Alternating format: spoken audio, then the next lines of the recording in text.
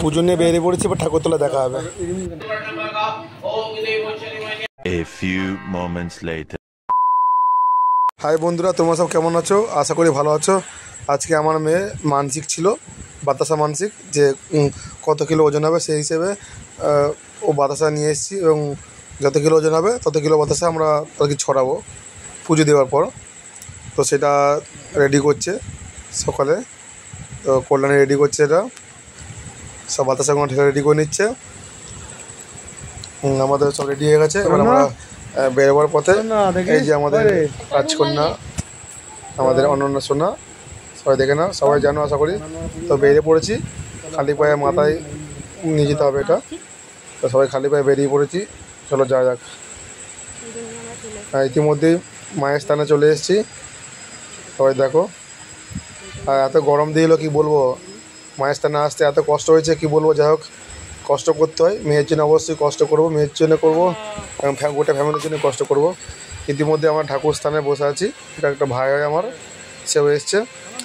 এখানে দেখো আমার অনন্যা সোনা খেলা করছে, সবাই দেখো। এই দেখো অনন্যা সোনা আমাদের, ও খুব খুশি আজকে। আমার সাথে এসছে আমাদের বৌদি, ভাইজি, ভাইপো, বোন, ভাগনা, ভাগিনী এসছে, সব পুজোতে। দেখো এবার আর অনন্যা সোনা মন্দিরে প্রবেশ করছে, দেখো পা দিয়ে নিজে পা দিয়ে দেখো হেঁটে হেঁটে হেঁটে যাচ্ছে, সবাই দেখো। এই তো এক পা দু পা করে হেঁটে যাচ্ছে। এবার মন্দিরের ভেতরে ঢুকবে আমাদের অনন্যা সোনা।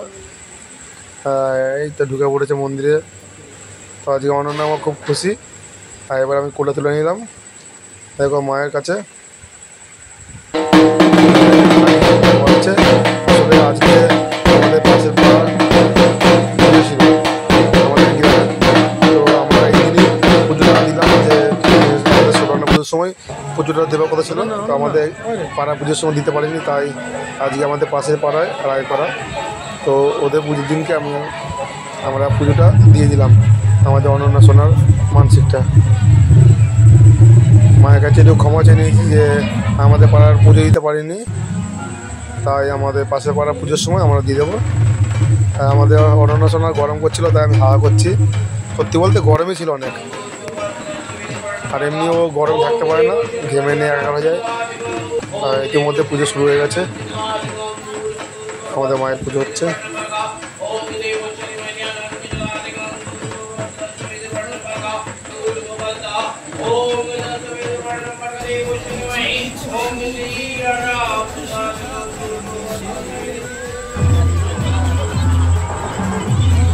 পুজো শেষ, এবার বাতাসা ছড়ানো হচ্ছে, সবাই দেখো তোমরা।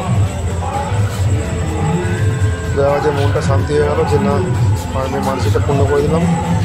যে মা তুমি ভালো থেকো এবং আমার মেয়েকে বা ফ্যামিলিকে ভালো রেখো, এটাই চাই।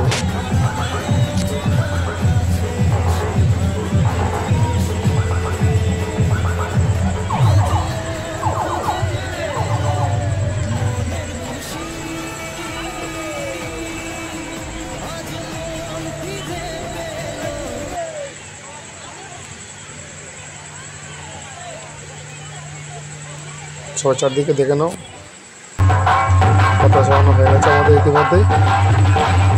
একটা নতুন মন্দির করেছে রাজচালা, তো সেইটা সম্বন্ধে আমি একদিন ভিডিও দেবো, চিন্তা নেই। আমি একটা ভিডিও করেছি আমাদের গ্রামের মায়ের, জগদ্ধাত্রী মায়ের মন্দিরটা সম্বন্ধে।